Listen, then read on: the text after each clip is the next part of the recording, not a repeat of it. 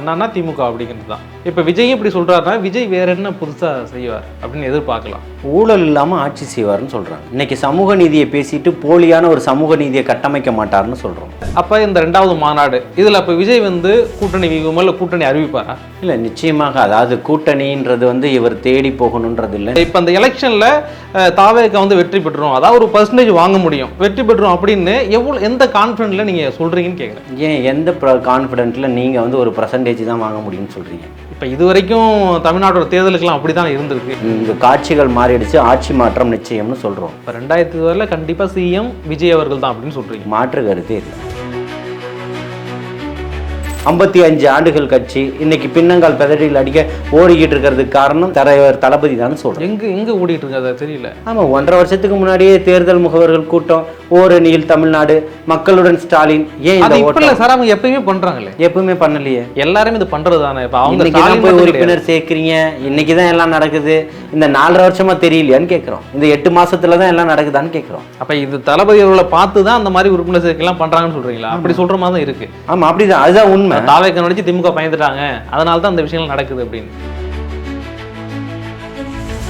விஜய் அவர்களை தவிர யாரும் வேற ஆட்கள், வேற தெரிஞ்ச பேஸ் வேல்யூ அந்த மாதிரி யாரும் உள்ள இல்லை. இன்னைக்கு சாமானிய எளிய வீட்டு பிள்ளை முன்னாடி போட்டி ஜெயிங்கன்னு சொல்ற. நீங்க பல கோடியை செலவு பண்ண போறீங்க, மக்கள் ஒரே விரல்ல புரட்சியை பண்ணிட்டு போறதுக்கு தயாரா இல்ல. தாவேக்கா விமர்சனம் பண்ணி தான் திமுகவும் குலைக்கணும்ன்ற நிலைமை இன்னைக்கு இருக்கு. அப்படின்னு அந்த விஷயம் தேவை இருக்கா? இப்ப இன்னைக்கு அதுதான் நிலைமை. வேற என்ன நிலைமை?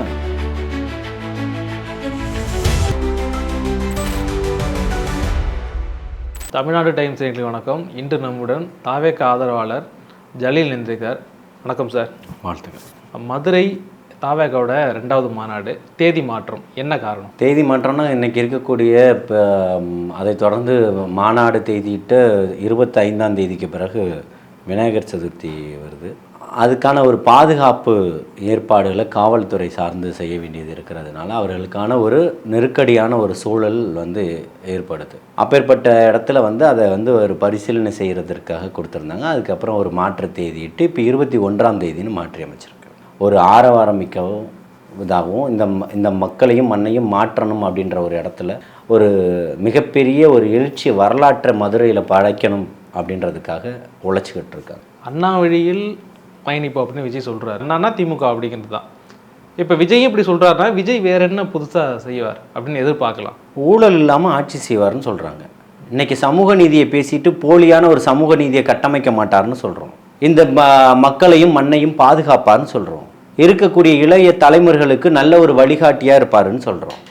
அவர் எடுக்கக்கூடிய அரசியல் முன்னகர்வுகள் இந்த ஒட்டுமொத்த தமிழகத்தையும் முன்மாதிரியாக மாற்றும்னு சொல்கிறோம். அண்ணா அப்படின்னாலே திராவிட கட்சிகள் தான் ஞாபகத்து வரும். இப்போ அண்ணாவை பேசும்போது இப்போ மக்கள் பார்த்துட்டு இருக்காங்க இல்லையா, இது ஒரு குழப்பம் ஏற்படாதா? இல்லை, இப்போ இன்னைக்கு அதை பார்க்கறதுனால குழம்புறதுக்கெல்லாம் இங்கே ஒன்றும் வாய்ப்பு இல்லை. இன்றைக்கி 2 பேர் தான் இருந்தாங்க. 2 பேருடைய சாயங்களும் இன்றைக்கி வெளுத்து போச்சு. இன்றைக்கி இவர்கள் பாசிசத்தின் பின்னாடியே ஓடிட்டாங்க. அண்ணா திமுக 4 5 பிளவுவாதப்பட்டு இன்றைக்கி கிடக்குறாங்க. இன்றைக்கி திமுகன்ற ஒரு அரசு இன்றைக்கி தமிழகத்தில் இருக்கக்கூடிய மக்களை தொடர்ச்சியாக வஞ்சித்து கொண்டே இருக்கிறது. அதற்கான ஒரு மாற்று வேணும்னு நினச்சாங்க. அப்போது ஒவ்வொரு முறையும் திமுக அல்லது அதிமுக, திமுக அல்லது அதிமுக அப்படின்றது தான் இன்றைக்கி ஒரு நிலைப்பாடாக பார்த்தாங்க. அப்படி பார்க்கும் பொழுது இன்றைக்கி மிகப்பெரிய ஒரு மாற்று பிம்பமாக நிற்கக்கூடியவர் தான் தலைவர் தளபதி அவர்கள். அதற்கான அந்த மாற்றத்தை இந்த நேரத்தில் நம்ம அதை பயன்படுத்திக்கணும் அப்படின்றதுல மக்கள் ரொம்ப தெளிவாயிட்டாங்க. அந்த தெளிவு தான் இந்த மாநாட்டினுடைய மிகப்பெரிய ஒரு பிரம்மாண்டம். வரக்கூடிய காலகட்டத்தில் 2026 நடக்கக்கூடிய தமிழகத்தில் நடக்கக்கூடிய தேர்தலினுடைய மிகப்பெரிய ஒரு பிரதிபலிப்புன்னு சொல்கிறேன். விஜய் அவர்கள் பேசும்போது 1967 நடந்த தேர்தல் மாதிரி இந்த 2026 இருக்கும் அப்படின்னு மென்ஷன் பண்ணுறாரு.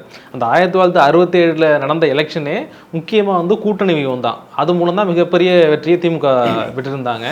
இந்த சூழலில் அப்போ இந்த 2வது மாநாடு இதில் அப்போ விஜய் கூட்டணி வியூகமா இல்லை கூட்டணி அறிவிப்பாரா? இல்லை, நிச்சயமாக. அதாவது கூட்டணின்றது இவர் தேடி போகணுன்றது இல்லை. இன்றைக்கி தமிழகத்தில் இருக்கக்கூடிய அனைத்து கட்சிகளுமே கூட்டணி எங்களது பலமாக இருக்குதுன்னு சொல்லிக்கிட்டு இருக்கக்கூடிய கட்சிகள்கிட்ட இருந்தே நிறைய பேச்சுவார்த்தைகள் நடந்துக்கிட்டு தான் இருக்குது.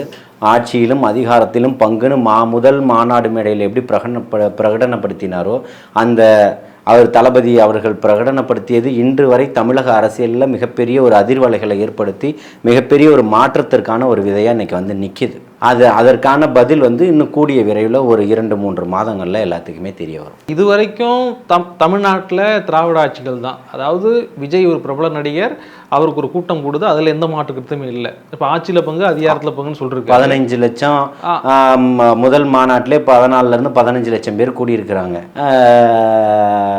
இன்னைக்கு 1 கோடியும் தாண்டி தொண்டர்களுடைய எண்ணிக்கை போய்கிட்டு இருக்கு. இதை ஒரு கூட்டம்னு சொன்னால் எப்படி அதை ஏற்றுக்க முடியும்? இப்போ அவர் ஒரு நடிகர், அதில் நடிகர் இல்லை, அதில் இருந்த மாற்று இல்லை. தமிழக வெற்றி கழகத்தினுடைய தலைவர். புரியுதுங்களா? இப்போ நான் பேசுறேன்னா நடிகருக்காக நான் பேசல. தமிழக வெற்றி கழகத்தினுடைய தலைவர் தளபதி ரசிகர்களை தாண்டி இன்னும் எத்தனையோ பேர் உள்ள வந்திருக்காங்களே. ரசிகர்களா இருந்தவர்கள் வெறும் ரசிகர்களா மட்டும்தான் இருந்தாங்க. எல்லா கட்சியிலயும் பயணம் செஞ்சவங்க தானே, அதை ஒத்துக்குறீங்களா? இல்ல அப்படி மீன் பண்ண வரல. இல்ல ரசிகர்களா இருந்தவங்க ரசிகர்களா மட்டும் இருந்துட்டாங்க. அவங்க எந்த கட்சிக்கும் வாக்களிக்கல, இல்ல எந்த கட்சியும் சாராதவர்களா இருந்தாங்க. திமுகவோ அண்ணா திமுகவோ ஏதோ ஒரு கட்சியில பயணம் செய்தவர்களா தானே இருப்பாங்க. இல்ல ரசிகர்கள் வந்து ரசிகர்களா இருக்கணும் அப்படின்னு நான் சொல்ல வரல சார். அவர் வந்து அவருக்கு ஒரு நடிகம், அந்த விஷயத்தை வச்சுதான் அவர் கட்சி ஆரம்பிக்கிறாரு. ஓகேங்களா? இப்போ இந்த மாதிரி விஷயம் இருக்கும்போது இன்னும் எந்த ஒரு தேர்தலையும் அவங்க நிற்கல. இதான் அவங்களுக்கு ஃபர்ஸ்ட் தேர்தல்.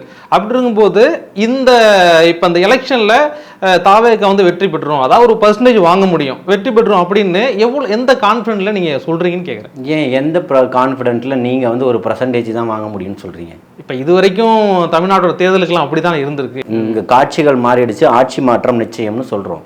புரியுதுங்களா? இருக்கக்கூடியதில் இன்னைக்கு இப்போ கட்சி ஆரம்பித்த 6 மாதத்திலேயே இப்போ பார்த்தீங்கன்னா கிட்டத்தட்ட 1 கோடி பேர தொண்டர்களை வந்து கடந்தது. 5வது மாதத்திலேயே கட்சி ஆரம்பித்து 5வது 6வது மாதத்திலேயே 1 கோடி பேர் தொண்டர்களை வைத்திருக்கக்கூடிய மிகப்பெரிய கட்சி 5வது கட்சின்னு சொல்லி இந்தியாவில் தேர்தல் ஆணையம் சர்டிஃபிகேட் கொடுத்துருக்கு. புரியுதுங்களா? அப்போது இதற்கான ஒரு சான்றிதழ் வந்து இங்கே தேவையில்லை, சாட்சி பூர்வமாக இருக்குது, ஆதாரமாக இருக்குது. மக்கள் தேவைன்னு நினைக்கிறேன், மாற்றம் வரணும்னு விரும்புகிறான். இதுதான் இங்கே நடக்கும்னு சொல்கிறேன். வந்தவங்க அத்தனை பேரும் காணல் நீராக போயிட்டாங்க. இவர் மிக பிரம்மாண்டமாக நிற்கிறாரு, மற்றவர்களுக்கு மிகப்பெரிய சிம்ம சொப்பனமாக இருக்கிறாரு. அதுதான் இன்னைக்கு மக்களுடைய மிகப்பெரிய எழுச்சியும் புரட்சியும் இங்கே வெடிச்சிருக்குன்னு சொல்கிறோம். 2026 நீங்கள் இது வரைக்கும் கண்ட களத்தை பார்க்காதீங்க, இப்போ இருக்கக்கூடிய மக்களுடைய என்ன ஓட்டத்தை பார்க்கணும்னு சொல்கிறேன். அப்போ 2026 மிகப்பெரிய ஒரு மாற்றம் ஏற்படுறதுக்கு மிகப்பெரிய ஒரு வாய்ப்பு இருக்குது. அதில் தலைவர் தளபதி அவர்கள் 2026 மிகப்பெரிய ஒரு ஆட்சி மாற்றத்தை நிச்சயமாக கொடுப்பாருன்னு சொல்கிறோம். இப்போ 2026 கண்டிப்பாக சிஎம் விஜய் அவர்கள் தான் அப்படின்னு சொல்கிறீங்க? மாற்று கருத்தே இல்லை. இப்போ கவின்குமார் இந்த கொலை வழக்கில் இந்த பிரச்சனைக்கு விஜய் அவர்கள் போகலை, ஆனால் தாவேக சார்பு நிறைய பேர் போயிருந்தாங்க. விஜய் அவர்கள் வர்றாரு அப்படின்னு சொல்லிட்டு நைட்டு பூரா அவங்க காத்திருந்தாங்க, கவின்குமார் ஃபேமிலி வரல இப்படிங்கிற தகவல் சோசியல் மீடியாவில் நிறையா போயிட்டுருக்கு. இதை எப்படி பார்க்குறீங்க? அதாவது அவங்க ஃபேமிலி காத்திருந்தாங்க சோசியல் மீடியாவில் போகிறதுக்கெல்லாம் வந்து தமிழக வெற்றிக் கழகம் பதில் சொல்லாது. தமிழக வெற்றிக் கழகத்தினுடைய தலைவர் தளபதி அவர்கள் அங்கே போகிறாருந்தாலும் யாருக்கும் எந்த ஒரு தகவலும் கொடுக்காம தான் போய் சந்திச்சுட்டு வர்றாரு. அதில் ஒரு விளம்பரம் தேடணுன்ற எந்த அவசியமும் இல்லை. இருக்கக்கூடிய ஊடகங்கள் ஒரு செய்திக்காக விளம்பரத்துக்காக ஊதி பெருசாக்கக்கூடிய விஷயங்கள் தான் அதுன்னு சொல்கிறோம். எந்த இடத்துலையும் பாதிக்கப்பட்ட மக்களுக்காக தொடர்ச்சியாக நின்று களம் காண்றதும் போராடுறதும் தான் தலைவர் தளபதியினுடைய வேலையாக இருக்குது. எந்த இடத்துலையும் எந்த பிரச்சனைகளும் அவர் வந்து இப்போ கடந்து போகலை. அது வந்து விவசாய நிலங்களுடைய பிரச்சனையாக இருந்தாலும் சரி, சாதிய ஆணவ பிரச்சனைகளாக இருந்தாலும் சரி, பெண்களுடைய பாலியல் வன்புணர்வு பிரச்சனையாக இருந்தாலும் சரி, விவசாயிகளுடைய டென்ஷன் பிரச்சனையாக இருந்தாலும் சரி, பரந்தூர் விமான நிலைய பிரச்சனையாக இருந்தாலும் சரி, தம்பி அஜித்குமாரோடைய பிரச்சனையாக இருந்தாலும் சரி, தங்கச்சி அனிதாவினுடைய பிரச்சனையாக இருந்தாலும் சரி, எல்லா விஷயத்தையுமே இன்னைக்கு பேசுகிறார். அதுதான் இன்னைக்கு ஆட்சியாளர்கள் மத்தியில் மிகப்பெரிய ஒரு பயத்தை ஏற்படுத்தியிருக்கு. சாதிய ஆணவ படுகொலைகளை கடந்து போகிறதுக்கு தமிழக வெற்றிக் கழகம் எந்த இதுவும் கிடையாது. புரியுதுங்களா? அதை கடந்து போகணும்னு சொல்லிட்டு அதுக்கான கண்டன அறிக்கைகளையும் கொடுத்துருக்குது. பாதிக்கப்பட்டவர்கள் வீட்டுக்கு முதல் போனது தமிழக வெற்றிக் கழகத்தினுடைய தோழர்கள் தான். மாநில நிர்வாகிகள் போயிருக்காங்க, 6 மாவட்ட செயலாளர்களை கூட்டிகிட்டு போயிருக்கிறாங்க. அங்கே களத்தில் நின்றுருக்கிறாங்க. நிற்கக்கூடிய பிரச்சனைகளை உடனடியாக தலைமைக்கு தெரியப்படுத்தியிருக்கிறாங்க. தலைமையினுடைய ஆலோசனையில் எல்லாமே நடந்திருக்கு. நிச்சயமாக தளபதி அவங்க வீட்டுக்கும் செல்வார். திமுக எதிர்ப்பு அரசியல் மட்டும் விஜய்க்கு வெற்றி கொடுக்குமா சார்? இங்கே திமுக எதிர்ப்பு அரசியலை தாண்டி இங்கே வேற என்ன இருக்குது? மத்திய அரசுலேருந்து தமிழ்நாட்டுக்கு நிதி பற்றாக்குறை இப்படியான ஒரு விஷயங்கள் போயிட்டு இருக்கு. அதுக்கு விஜய் சார்பா பெரிய அளவுள்ள ஒரு ரியாக்ட் இல்லை. அதிமுகவும் மத்திய அரசையும் அவர் திமுகவோட சாப் கார்னர் தான் பண்றாரு, இப்படி ஒரு குற்றச்சாட்டு இருக்கு. ஏங்க இல்லாத ஒருத்தரை வந்து நீங்க வந்து அவர் சாப் கார்னர் பண்ண என்ன, சாப்பிடாம பண்ண என்ன? அதிமுக அவர் மொத்தமா ஆட்சியில யார் இருக்கா? ஆட்சியில யாரு இருந்தாங்க சார்? இப்ப மத்திய அரசுகிட்ட இருந்து ஒரு பிரச்சனை போயிட்டு இருக்கு, தமிழ்நாட்டுக்கான நிதி வரல அப்படின்னு. இப்ப இதுக்கு வந்து ஒரு போராட்டம் நடக்குது, எங்க பார்த்தாலும் வருது. அப்ப விஜய் கிட்ட இருந்து எந்த ஒரு ஆன்சருமே இல்லையே. இல்ல இப்பவும் சொல்றோம், மும்மொழி கொள்கை திணிப்பினுடைய அனைத்து கட்சி கூட்டத்திலையுமே தமிழக வெற்றி கழகம் பங்கெடுத்திருக்கு, புரியுதுங்களா? அதுல எந்த விதமான மாற்று கருத்தும் கிடையாது. பாசிசவாதிகளோட ஒருபோதும் கைகோர்த்து போகணும்ன்ற எந்த அவசியமும் கிடையாது. தமிழகத்துல இருக்கக்கூடிய ஊழல் ஆட்சிகளை அப்புறப்படுத்தணும், அப்பழுக்கற்ற ஒரு ஆட்சியை தமிழக மக்களுக்கு கொண்டு வரணும் அப்படின்றது தான் தலைவர் தளபதியினுடைய பிரதானமான நோக்கமா இருக்கு. அதற்கான வேலைகள் தான் போய்கிட்டு இருக்கு. இன்னைக்கு இது நடக்கல, அன்னைக்கு அது நடக்கல அப்படின்றதுக்கு மத்தியில இன்னைக்கு அத்தனை பேரும் 75 ஆண்டுகள் கட்சி நீங்க பண்ண முடியுமா? 75 ஆண்டுகள் கட்சி இன்னைக்கு பின்னங்கால் பெதறியில் அடிக்க ஓடிக்கிட்டு இருக்கிறதுக்கு காரணம் தலைவர் தளபதி தான். 55 ஆண்டுகள் கட்சி இன்னைக்கு பின்னங்கால் பெதறியில் அடிக்க ஓடிக்கிட்டு இருக்கிறதுக்கு காரணம் தலைவர் தளபதி தான் சொல்றேன். எங்க ஓடிட்டு இருக்காது தெரியல. ஆமா, 1.5 வருஷத்துக்கு முன்னாடியே தேர்தல் முகவர்கள் கூட்டம், ஓரணியில் தமிழ்நாடு, மக்களுடன் ஸ்டாலின். ஏன் இந்த ஓட்டம் சார் அவங்க எப்பயுமே பண்றாங்களே? எப்பவுமே பண்ணலையே. இப்ப வந்து இந்த சுற்றுப்பயணமா இருக்கட்டும், இல்ல வந்து எந்த அதிமுக இருக்கட்டும் திமுக இருக்கட்டும், அவங்க தொடர்ந்து பண்ணிட்டு தான் இருக்காங்க. தேர்தல் நேரத்துக்கு முன்னாடி பண்ணுவாங்கன்றது எல்லாருக்குமே தெரியும். இப்ப எல்லாரும் 1 வருஷத்துக்கு முன்னாடியே பண்றதுக்கான காரணம் பயம் தலைவர் தளபதி தான் சொல்றேன். அதுக்கான தேவை இருக்கா சார்? ஆமா, இன்னைக்கு மக்கள் எல்லாம் விழித்துக்கிட்டாங்கல்ல. இருக்கக்கூடிய தலைவர்களை கையில் வச்சுக்கிட்டு நம்ம ஆட்சியும் அதிகாரத்தையும் நம்ம வந்து பண்ணிக்கிட்டு இருந்தோம். இன்னைக்கு வந்து மக்கள் விழித்துக்கிட்டான். ஒவ்வொருத்தங்கையிலும் இன்னைக்கு ஃபோன் இருக்குது. நடக்கக்கூடிய சம்பவங்களை உடனுக்குடன் செய்தியை சொல்லிடுறான். ஒரு செய்தி போய் அந்த நிறுவனத்துக்கிட்ட போய் பர்மிஷன் வாங்கி எடிட் பண்ணி போடலாமா வேணாமான்னு கேட்கறதுக்குள்ள அவன் அங்கே அந்த செய்தியை பதிவு செஞ்சுக்கிட்டு இருக்கும்போது அடுத்த பதிவுகள் லைவாக ஓடிடுது உலகம் முழுக்க. அப்போ ஒரு செய்தி இன்னைக்கு எந்த இடத்துலையுமே கட்டுப்படுத்த முடியலை. நீங்கள் மடைமாற்றம் செய்யணுன்ற அத்தனை வேலைகளும் அடிக்கக்கூடிய உங்களுடைய சாயங்கள் அத்தனையும் மழையில இந்த கரைஞ்சிக்கு ஓடிடுச்சுன்னு சொல்கிறோம். அப்போ உங்களுக்கு அதற்கான பயங்கள் இங்கே அதிகமாயிடுச்சு. உங்கள்கிட்ட இன்னைக்கு காசு இருக்கு, சரக்கு இருக்கு, ரெண்டத்தையும் கொடுத்து கொள்கை இல்லை, ஓட்டு வாங்கலாம்னு நினைக்கிறீங்க.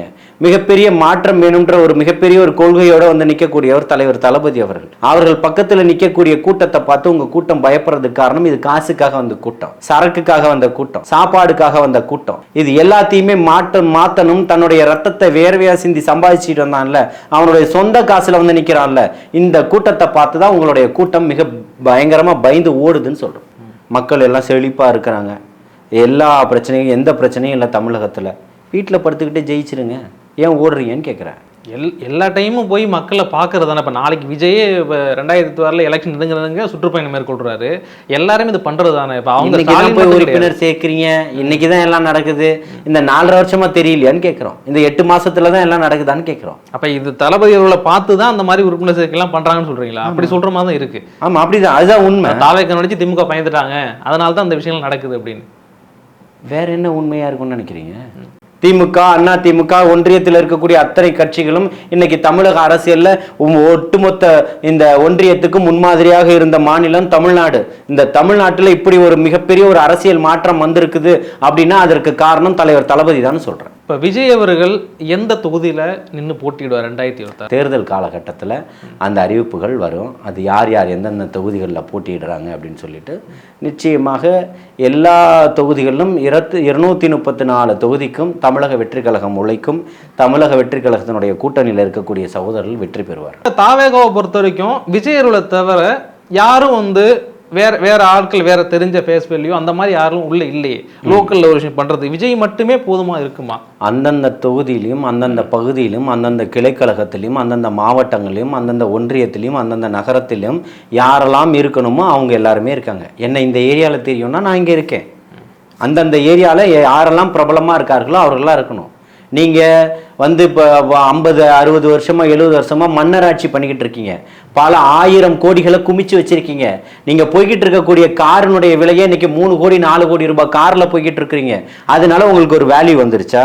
இன்னைக்கு சாமானிய எளிய வீட்டு பிள்ளை முன்னாடி போட்டி ஜெயிங்கன்னு சொல்றாரு. மன்னராட்சி கொடுத்துக்கிட்டு இருக்கக்கூடிய நீங்க இங்க இருக்கக்கூடிய சாதாரணமான கூலி தொழிலாளர்கிட்டையும் ஒரு ஆட்டோ ஓட்டுநர்கிட்டையும் நீ போட்டி ஜெயிங்கன்னு சொல்றாரு. இதை தான் மக்கள் விரும்புறாங்க. மக்கள் அவன்கிட்ட தான் நீங்க தோக்கணும்னு திமுகவுடைய தலையெழுத்தா இருக்கு. நீங்க பல கோடியை செலவு பண்ண போறீங்க. மக்கள் ஒரே விரல்ல புரட்சியை பண்ணிட்டு போறதுக்கு தயாரா, தொண்டர்கள் தயாரா இருக்கிறாங்க. எதற்கு எது தேவையோ அது அத்தனையுமே நடந்துகிட்டு இருக்கு. தமிழக வெற்றி கழகத்தை விமர்சனம் பண்ணாம இங்க ஆளுங்கட்சியால கடந்து போக முடியாது. அவர்கள் செய்யக்கூடிய அத்தனை தவறுகளையும் மறைக்கணும் அப்படின்னு சொன்னா தமிழக வெற்றி கழகத்தை விமர்சனம் பண்ணிக்கிட்டே இருக்கணும். அப்போ அதுதான் பேசும் பொருளா மாறிக்கிட்டு இருக்கும். இவர்கள் செய்யக்கூடிய தவறுகள் வெளியில வராதுன்னு நினைக்கிறாங்க. இல்ல தாவேக்கா விமர்சனம் பண்ணி தான் திமுகவும் பொழைக்கணும்ன்ற நிலைமை இன்னைக்கு இருக்கு. அப்படின்னு அந்த விஷயம் தேவை இருக்கா இப்ப? இன்னைக்கு அதுதான் நிலைமை, வேற என்ன நிலைமை? ஒண்ணுத்துக்கும் உங்களுடைய கவுண்டர் தமிழக வெற்றி கழகத்துக்கு தானே, அதிமுகவுக்கு இல்லையே. அது கவினுடைய மரணமாக இருக்கலாம், அல்லது தம்பி அஜித்குமாரனுடைய மரணமாக இருக்கலாம், அது பரந்தூர் விமான நிலைய பிரச்சனையாக இருக்கலாம், வேங்கை வயல் பிரச்சனையாக இருக்கலாம், நடந்த கண்டன ஆர்ப்பாட்டமாக இருக்கலாம், வக்பு பிரச்சனையாக இருக்கலாம், அண்ணா பல்கலைக்கழக மாணவியினுடைய பிரச்சனையாக இருக்கலாம். தொடர்ச்சியாக உங்களுக்கு கவுண்டர் இங்கே வந்து தமிழக வெற்றி கழகமாக தான் ஒரு ஆட்சி நடக்கும்போது தவறுகள் நடக்கும் சார். அதுல இருந்த தவறு மட்டுமே நடக்குதுன்னு தான் இங்க பிரச்சனை. இப்ப கவின் அஜித்குமார் வழக்குமா தேர்தல்ல, அதாவது தேர்தல்ல நடவடிக்கை எடுத்திருக்காங்க. தேர்தல்ல ஜெயிச்ச ஊராட்சி மன்ற தலைவர்களுக்கு ஏன் சேர் கொடுக்கல? கட்டடங்களை மூடி வச்சிருக்கீங்க, கட்டடத்துக்குள்ள போக கூடாது, தீட்டாயிடுமா? சமூக நீதி பேசக்கூடிய அரசியலா நீங்க? இப்ப விஜய் அவர்கள் வந்தா இதெல்லாம் மாறிடுமா? அவங்கள வந்து விகடன் அவார்ட்லயே விகடன் எல்லாருக்குமான தலைவர் அம்பேத்கர் என்ற புத்தக வெளியிட்டு விகடன் நிகழ்வுலயே கூப்பிட்டு அவர்களை மரியாதை செஞ்சிருக்கிறார். இந்த இழிநிலை போகணும்னு பேசியிருக்கிறார். சார் அம்பேத்கர் கொள்கை தலைவர் பெரியார் அப்படின்னு விஜய் அவர்கள் சொல்லும் போது கூட பெரியாரை பத்தி தமிழ்நாட்டில் ஒரு பிரச்சனை மிக பெருசா போச்சு, உங்களுக்கும் தெரியும், மிகப்பெரிய சர்ச்சையாச்சு. அப்போ கூட விஜய் அவர்கள் கொள்கை தலைவராக பெரியாரை வச்சிருக்கும் போது எந்த வித எதிர்ப்பும் அவர் தெரிவிக்கலையே. வீட்டுல வந்து ஒரு போட்டோ போட்ட மாலை தான் பார்க்க முடியுது. இதெல்லாம் பாக்குறாங்கல்ல. பெரியார் பிரச்சனைக்கு அறிக்கை கொடுத்திருக்கிறாரு. இந்த மாநாடுல, முருகன் மாநாடுல அண்ணா அவர்களையும் பெரியார் அவர்களையும் பேசும்போது அதுக்கு அறிக்கை கொடுத்திருக்கிறாங்க. தமிழக வெற்றி கழகம் ஒருபோதும் எந்த விஷயத்திலையும் சமரசம் செஞ்சுக்கலன்னு சொல்றேன், களம் காண்டுகிட்டு இருக்குன்னு சொல்றேன். நடக்கக்கூடிய அநீதிகளை தட்டி கேட்கக்கூடிய, தமிழகத்துல ஒரே திராணியோட தில்லா நின்று பேசக்கூடிய ஒரே இடத்துல இருக்கக்கூடிய கட்சி தமிழக வெற்றி கழகம் தான் சொல்றேன்.